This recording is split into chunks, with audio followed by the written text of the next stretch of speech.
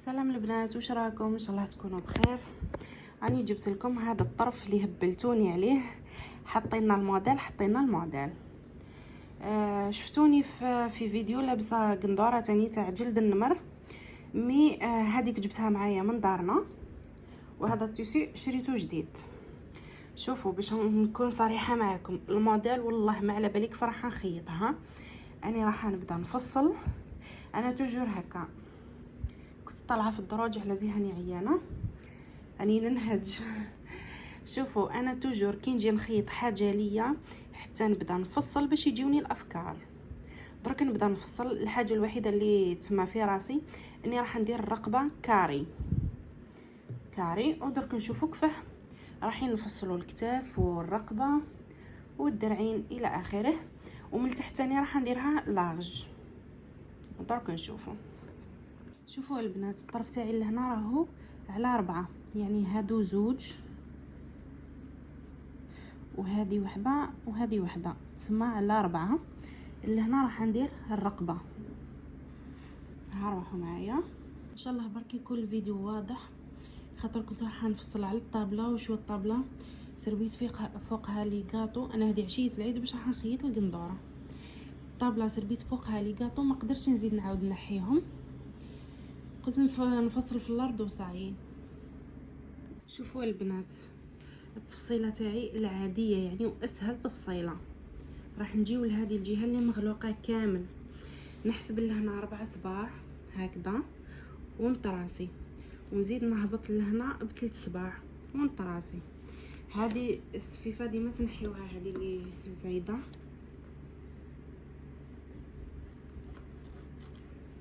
هكا باش ما يخرجلناش ديفو في الكتاف ولا في الرقبه. شوفوا نحسب انا توجور 4 صباع هكذا. نتوما تراسيو بعفسه ولا انا شغل راني والفت، ونزيد نهبط لهنا ب3 صباع. شوفوا كيفاه هكا وندور. نتوما اطراسيو بستيلو ولا قلم ولا طباشير ولا كيما تحبوا، ونقص شكل دائري هكذا. الكتاف نحسب 4 صباع ونزيد 2 صباع باش نخليه حق الخياطه. هذه تسمى على حساب الاخر تاعي انا لاطاي تاعي. شوفوا نحسب لهنا 4 صباع ونزيد 2 صباع هكذا. منا نهبط هكا بشبر وندور ب4 صباع. ثم تجيبوا نتوما عفسه ولا تطراسيو بها، منا تهبطوا بخط قد تزيدوا 4 صباع وتحطوا لهنايا تطراسيو لهنا وين رايحين تخرجوا. ان شاء الله تكونوا فهمتوني. نعاود لكم. شوفوا الكتف عندي 4 صباع وندير 2 صباع واحد اخرين، تما 6 صباع ونطراسي. نجيب لهنا نهبط هكا بشبر لهنا بصبع الوسطاني وندور ب4 صباع ونطراسي. ثم نهبط بخط قد ونعاود ندور وطراسي. ولهنا ما على باليش العرض تاعكم شحال. هذه هي ونمشيو اطراسيو ونمشيو على الخط. شوفوا الخطره هذه راح نفصلها لكم كما نقولوها بيدي برك. المره الجايه القندوره الثانيه راح نفصلها لكم بالمتره، والقندوره الثالثه ولا المهم نفصلها لكم بالقيس تاع القندوره، يعني نحط قندوره واحده اخرى ونفصل بها. درك انا نهبط هاك ديريكت بلا ما نطراسي. نتوما لازم تطراسيو.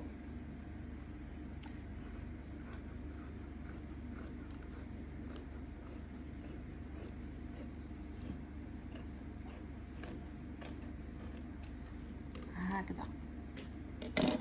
هذه هي الرقبه، ان شاء الله تكون واضحه. لهنا انا ما راحش نستعمل هذه الجهه كامله، لهنا باش نخلي شويه زياده لداخل باش ما تجينيش القندوره ضيقه ولا منطلقه، يعني فيها حتى مشكل. هذه الزياده راح نخليها لداخل، اذا احتجتها نضيفها، ما احتجتهاش هي راهي مخبيه لداخل اون كان سمانو ولا حاجه ما تعرفوا. ودرك البنات انا راح ندير قصه في الصدر، يعني راح ندير قصه لهنا باش ندير لها البليات تجيني من تحت لاغج. كيف ندير؟ لازم نستعمل المتر. وشحال راح نستعمل وشحال راح ندير القيس؟ راح ندير 38 سنتيم هكذا. يعني ديروا خط لهنا وتقصوا. شوفوا انا نخلي المتر كيما راهي، هاي 38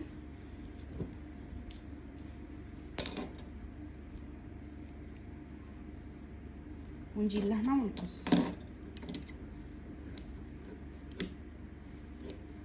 ونروح قد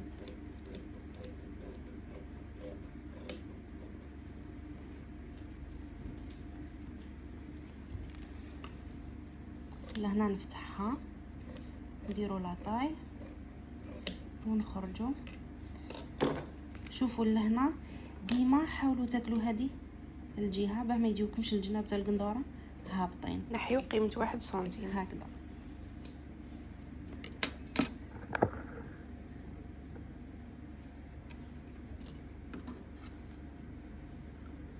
ان شاء الله تفهموني برك، خاطر مش مولفه يعني نخدم لي فيديو هادو تاع الفصاله ونشرح فيهم. ان شاء الله تفهموني. شوفوا الطبق بلا كيبان لكم بلي راهو كبير، ما راهو كبير ما والو. قلتلكم لهنا رايحين نخبيو هذه لداخل 2 صباع ولا 1.5 صباع تا كنزيدو ولا حاجه ويبقى لنا الطبق. هذه هي. شوفوا الرقبه فيها 4 صباع. شوفوا راني نشرح ونعاود. الرقبه 4 صباع وتهبطي ب3 صباع، تطراسي منه من وتقصي. والكتاف فيهم 6 صباع على حساب لاطايه. انا تما راني مديت لكم لاطاي تاعي 42 وديري لهنايا 4 صباع وتزيدي لهم 2 صباع وتقصي. الطابق تهبطي شبر وتدوري ب4 صباع وخلي 2 صباع ولا زياده باش اونكا تجيك ضيقه ولا حاجه تكوني عندك زياده خير من لا تجيك ضيقه. هذه هي. درك نحيو الظهر ونروحو نفصلوا الرقبه الاماميه.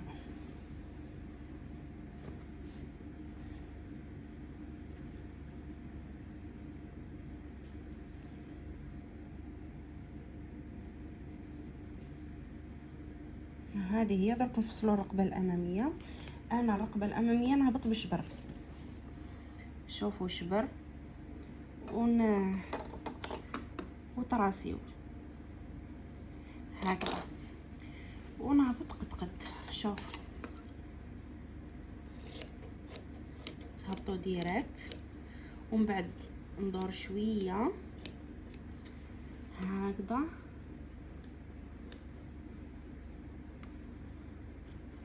هذه هي الرقبه. هذه الرقبه الاماميه 4 صباع تجيني سوا وهبطت بشبر. هاو شبر. درك لهنا الظهر حنديرها تاني كاري نحاول نعدلها برك.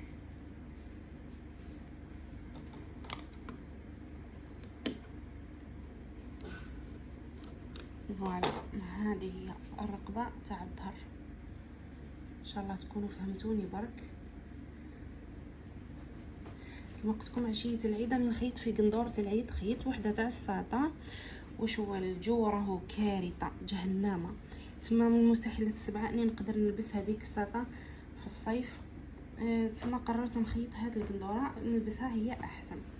الظهر والقدام تاع الصدر نرجعوهم اكوتي باش ما نغلطوش فيهم في الفصاله ونروحوا نكملوا الجهه التحتانيه والدرعين. شفتوا هذه البنات هادو اللي محينا من الطابق، هادو نسجفوا بهم الرقبه الاماميه وتاع الخلف.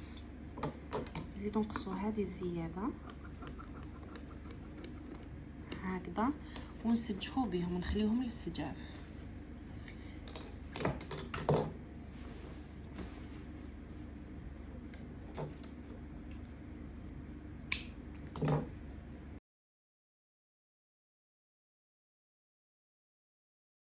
درك انا واش راح ندير؟ هذه الجهه اللي هنا فصلت الصدر والظهر، هذه الجهه راح نحيها يعني نفوت قد بالمقص، نحيها باش ندير بها الدرعين وندير بها وحده التشرشيفه هكا تجي فوق الصدر، نحيها هذه الجهه، وهذيك الجهه اللي من تحت كامل راح نديرها بليات باش تجيني القندوره من تحت تجي عريضه شغل تجي انغوب. شوفوا البنات باش نكونوا متفاهمين، القماش تاعي فيه 3 مترات غير ربع، يعني مترتين غير ربع استعملتهم اللبدن كما نقولوها الصدر والظهر، والشي الباقي للتحت والدرعين والحزام. هذيك الجهه اللي من تحت البنات نحي منها الحزام ونحي منها يعني الجهه التحتانيه باش نخدم فيها بليات. متر 3 مترات غير ربع جاتني سوا ما فضل لي منها ولا مرسو.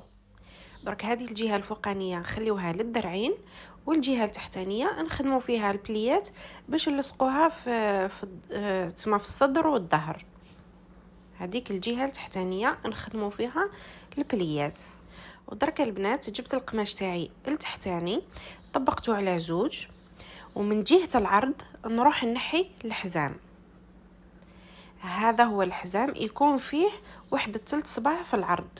نحيوا البنات الحزام من العرض ماشي من الطول، خاطر كنت نحيو من الطول القندوره راح تجيكم قصيره، والعرض يعني هاو يكفي ويوفي. نحي منه الحزام، نحي زوج حزامات، واحد تاع اليمنى وواحد تاع اليسرى. والعرض تاع الحزام في يديكم، تحبوه رقيق تحبوه عريض. انا بالعاني درتو شويه عريض باش كي نربطو هكا يجي باين. وبعد ما نحي الحزامات في زوج يعني تاع الجهتين في زوج، نروح نحكم الطرف تاعي المتبقي كامل نطبقه على زوج ونقصه على زوج. من الاحسن تقصوه خير باش تجيكم الخياطه سهله، يعني الامام تركبوه مع الامام والخلف مع الخلف. هادو هما الحزامات تاعي نخليوهم على جنب باش ما نرطوش في الفصاله، ونروحوا نكملوا الخدمه تاعنا في القماش المتبقي. زعما راني نشرح ونعاود ونأكد، ان شاء الله برك تكونوا فهمتوني. هي كون تركزوا شويه برك راح تفهموا الطريقه تاع الفصاله. نتوما لازم تحفظوا القياسات تاعكم ولا تفصلوا بالطريقه الثانيه تاع القندوره، تحطي قندوره وتفصلي عليها. مازال لي قماش واحد اخر راح نفصلوا بالقندوره، وراح نحط لكم تاني الطريقه اكيد. والطريقه هذيك تاني سهله، خلاص سهله خير من هذه.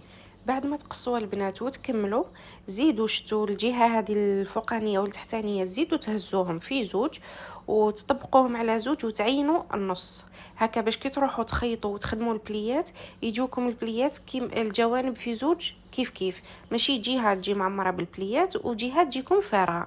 يعني لازم تعينوا النص تاع الصدر وتاع الظهر وتاع الجهه التحتانيه وكيف تاع الصدر وتاع الظهر، وتحطوا النص مع النص وتخدموا البليات بعقلكم. ان شاء الله تكونوا فهمتوني. وديما يعني الحاجه اللي تفصلوها تطبقوها وتحطوها فوق بعضها وتحطوها على جانب هكا باش ما تغلطوش في الفصاله تاعكم، تروحوا تزيدوا تهزوا نفس الشيء وتزيدوا تعاودوا تفصلوا فيه.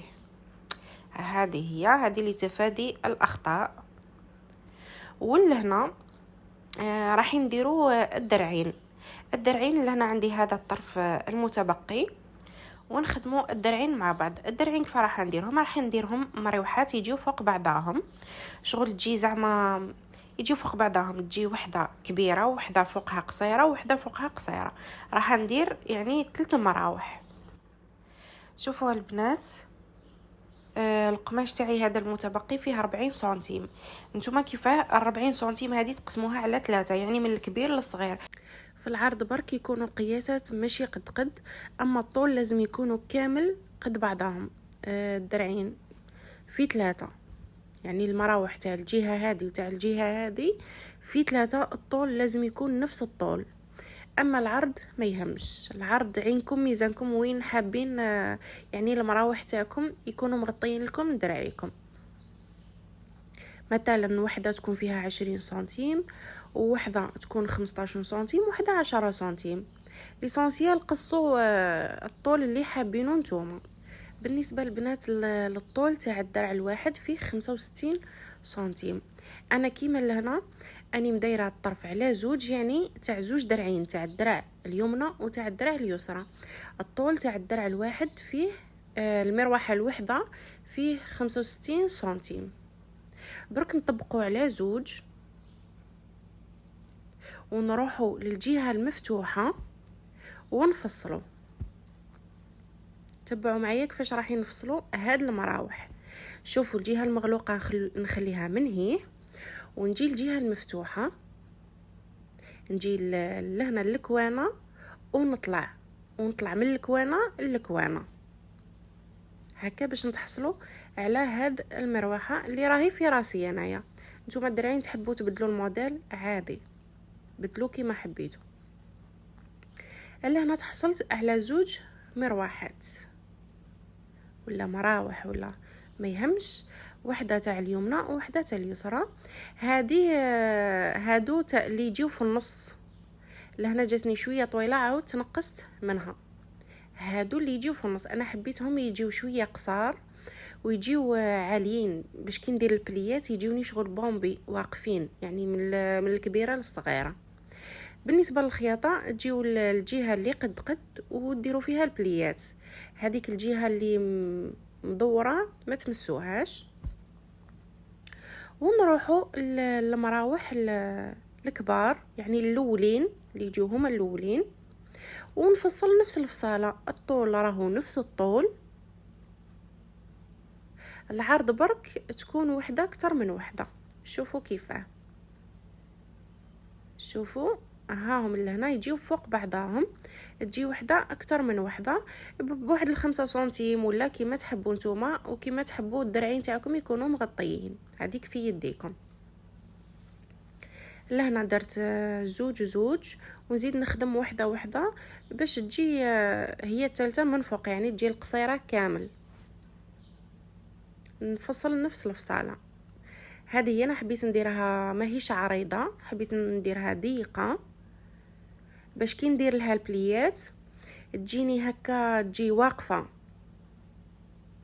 وانتوما اذا كفاكم القماش هذه الجهه الفوقانيه حاولوا تسجفوها باش تجيكم واقفه. انا ما كفانيش القماش، يعني ما حبيتش نفسد فيه بزاف، ودرت يعني الشيء اللي كاين. الدرعين كامل الطول يكون كيف. ولهنا نروحوا الخياطه. في الخياطه توجور اول حاجه نبدا بها هي الرقبه. نروح نسجف الرقبه تاعي. نجيب يعني هادوك المرصوات اللي قلت لكم نحيناهم من الطابق وخليناهم باش نسجفوا. نحط يعني الرقبه على هذاك الطرف ونقص نفس القياسات. الا هنا اذا حبيتوا تخليو السجاف تاعكم كبير لازم تسرجيوه، وبعد ما تخيطوه ديروا له اللصقه هكا باش ما يديرونجيكمش. واذا راح نديروا كيما انا شغل، انا راح نكف برك السجاف تاعي شغل، راح نكف درك نلصق السجاف هكا كيما راهو ونكرونتيه باش ما تجينيش الرقبه معوجه. ونروح نقص الزياده هذيك، الزياده اللي من تحت نقصها، نخلي واحد 2 سنتيم ولا تاع الخياطه ونكف. نقلب الوجه على الوجه كيما راكم تشوفوا، نقلب ونكف شغل. هذاك السجاف هو اللي نكفو على الرقبه تاعي هكا باش تجيني القندوره مفينيه، خاطر انا ما عنديش السورجي باش نسورجي، يعني حاولت ندير القندوره مفينيه. ها هي لهنا السجاف نقصتلو واني نكف به. هذه هي الرقبه، يعني بعد ما نكمل كلش نعاود نحدد برك. ودرك البنات بعد ما سجفت الرقبه تاعي في زوج بنفس الطريقه، درك نروحو نعينوا لي بانس تاع القندوره. كيفاش نخدموا لي بانس هادو؟ نطبق القندوره تاعي على زوج، الصدر نطبقه على زوج سواء الصدر ولا الظهر، ونروح للنص تاع الكتف ونهبط قد ونعين نعين يعني النص تاع الكتف، ونعين باش نخيط لي بانس يكونوا فيهم واحد 5 صباع. شوفوا نطلع للنص تاع الكتف ونهبط ديريكت ونحدد ونقص، تحبوا تقصوا تحبوا ما تقصوش. ونخيط لي بانس تاعي، نطلع ديريكت يعني نطلع ب1 سنتيم ونخرج بزاويه زاويه حاده حنقول لكم زاويه منحرفه نخرج بزاويه حاده. فوالا وندير البونداري طبعا باش ما يتقطعليش الخيط. هادو هما لي بانس ندير على الجهتين في 4 يعني الظهر والامام زوج. هادو هما لي بانس ما راحينش يبانوا لكم يعني مليح. درك نعين النص تاع الامام والظهر وتخيطوا تدخلوا بواحد ونجيب الجهه السفليه نعين لها ثاني النص. انا بليات توجور نبدا من النص ما نبداش من الاماميه وفي الجهه الخلفيه. نبدا من يعني النص عندي زوج تاع البانس البليات تاعي تاع الجوانب في 4 يعني نخدم تاع الجهه هذه تاع اليمنى ونزيد تاع اليسرى هكا باش يجوني البليات كيف البليات. راح ندير بليات عشوائيه يعني مش راح نحسب. نحاول نخدم البليات عيني ميزاني منين يكمل القماش هذيك هي البليات. راح نخدم بليات عشوائيه العين النص مع النص. خليو 4 صباع في الجنب قبل ما تبداو يعني في الاخر. شوفوا لهنا انا درت البليات. شوفوا في النهايه مخليه 3 صباع على بها قلت لكم ما درتش فيهم السفليه. حاولوا تعينوا باش نخلي حق النص تاع الجهه العلويه تاع الصدر. والان بعد ما ركبت براحتكم الجهه الثانيه وخدمت البليات كيخرج لكم البليات كامل كيف هنا. بعد ما خدمت البليات نروح نلصق ونروح نخدم الحزام كيفاش نخدمه. وهذه الحزام نطبق الوجه على الوجه نكونوا مطبقين ونخيطوا على الوجه ونخيط ومن بعد نقلبهم هكا باش تجيني الخياطه لداخل كي نلحقوا لهنا وجهه لهنا جهه نغلقها وجهه نخليها مفتوحه. ثم نغلقوا عليها الجهه يعني اللي راح نقلب منها نغلقها والجهه اللي راح نخيطها يعني على القندوره نخليها مفتوحه. هذا هو الحزام تاعنا راهو واجد. نخدم الحزامات في زوج بنفس الطريقه. شوفوا البنات ونروح نركبهم في النص تاع القندوره يعني الجهه الاماميه. شوفوا لهنا الخياطه هذه من الاحسن ديروها من تحت على الصدر وعلى الجهه التحتانيه يعني نحطوه في النص. ولكن انا درتو العكس. دوكا نحركهم الخياطه نخليها من تحت. الحزام هذا راح نحطوه في النص يعني في لاطاي ونخيط. هذا الطابق لهنا الطابق ونهبط هذه لاطاي من الخياطه تاع النص. انا نركبو يعني على الخياطه تاع الصدر وتاع الجهه السفليه. هذا هو الحزام تاعنا راهو راكب على الجهتين. تركبوه في الجهه الاماميه ماشي في الجهه الخلفيه.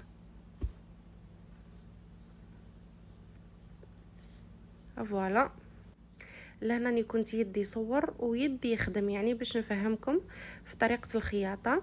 ودرك البنات لحقنا للدرعين يعني نركبوا الدرعين ونغلقوا القندوره تاعنا. هذا مكان. درك نتوما الا كان عندكم سورجي والجهه هذه وكفوها. واذا ما عندكمش كيما انا راح نكفها على زوج والبليات تاعي نديرهم من فوق يعني الجهه اللي قد هي اللي نخيطوها اللي لصقوها في الكتف. فوالا انا لهنا كفيت على زوج ما عنديش سورجي. نتوما اذا عندكم سورجي من الاحسن تستعملوا السورجي. انا درك لهنا حتى نرقدهم بالحديده باش يطلق روحو القماش. طرف هذه في 3 لهنا بعد ما كفينا المراوح في 3 نحطهم فوق بعضهم من الكبير للصغير هكا ونخيطهم. نخيط من فوق لتحت يعني نلصقهم. نخيطوا على الجهه اللي في 3 ونروح نعين النص تاع المراوح باش نلصقهم في الكتف. لهنا هاهم في 3 لاصقين في بعضهم. المراوح مكفوفين ولاصقين في بعضهم. عينت النص تاع المراوح وحطيتهم على الكتف ورايحه ندير 4 بليات يعني 4 يجيو للامام يعني جهه الصدر و4 يجيو للخلف يعني جهه الظهر. شوفوا البنات اللي هنا كاينه اللي قالت لي ما فهمتش الصدر كيفاه مخيط. شوفوا القندوره كانت في الماشينه جبتها زعما باش نشرها هي مازال راويه. شوفوا صدر كيفاه دايره شغل. هذه حاطها وين مركبتها قبل ما نركب المراوح. نركب هذا الطرف الزايد يجي العرض تاعو كيما الحزام. شوفوا يجي فيه واحد 5 صباع يعني باه تكفوا الجهه التحتانيه والجهه الفوقانيه. لهنا راني كافه على زوج. المهم لازم تخليوه حق الكفه. ديروا فيه واحد من لهنا واحد 8 سنتيم هكاك باش تخليوه حق الكفه. وتجيو تلصقوه يعني بعد ما تسجفوا القندوره.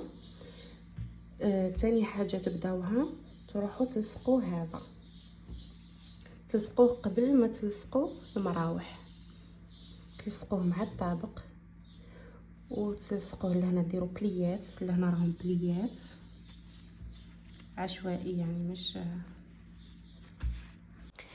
شوفوا ديروا واحد 8 سنتيم ولا 10 سنتيم، كفوه وخدموا البليات ومن بعد ركبوه على الرقبه يعني من الطابق للطابق. ولا هنا شوفوا الدرعين تاعي الصغير، يعني المروحه الصغيره شحال فيها، تكون فيها ميم با واحد 5 سنتيم ولا بالعاني، باش يعني كي نلبس القندوره الدرع المروحه هذيك تجي واقفه تجي باينه. وهادو البليات التحتانيين تاني كما قلت لكم اني مدايرتهم عشوائي. علاه كنت نشرح ونعاود ونقول لكم لازم تعينوا النص مع النص وتخدموا بالجهه، باش يعني البليات يجيكم كيما الجهه هذه كيما الجهه هذه، ماشي جهه تجيكم معمره بليات وجهه تجيكم فارغه. يعني عينوا النص مع النص وخدموا بعقلكم هكا باش تجيكم القندوره كيف كيف. ولا هنا حبوباتي نكونوا لحقنا نهايه الفيديو. هذا هو الشرح اللي قدرت نشرح لكم، ان شاء الله تكونوا فهمتوني. يا لو كان شويه معليش، يا لو كان فهمتوا الرقبه والصدر، يعني تتعلموا بالحاجه، يعني مع مرور الوقت توليوا تطلعوا القندوره يعني من الاول للاخر بفهمتكم نتوما. هذه الطريقه تاعي انايا تاع الفصاله، ان شاء الله تكون واضحه. اول فيديو يعني نشرح فيه طريقه العمل في الخياطه. بالنسبه لبنات الفصاله الطريقه يعني اللي فصلت بيها تاع الكتاف وتاع الطابق تصلح 40 42 38 44 تجي شويه ضيقه ديما 44 46 زيدي زوج صباع على الطابق والكتاف. راح نزيد نحاول نحط لكم الطريقه الثانيه تاع الفصاله. هذه هي حبوباتي، نقول لكم بقاو على خير، اتهلاو في رواحكم. ان شاء الله تكونوا فهمتوا يا لو كان شويه، ولكن ما فهمتوش حاجه ولا خليوا لي كومونتير برك نحاول نزيد نشرحها لكم. والناس اللي تدخل باش تقول لي ماشي هك وماشي هك، انا هذه هي الطريقه تاعي تاع الفصاله، ونفصل القندوره ونلبسها وتجيني علامه. هذه هي وهذا هو. ابقاو على خير، تهلاو في رواحكم والى الملتقى ان شاء الله. باي باي.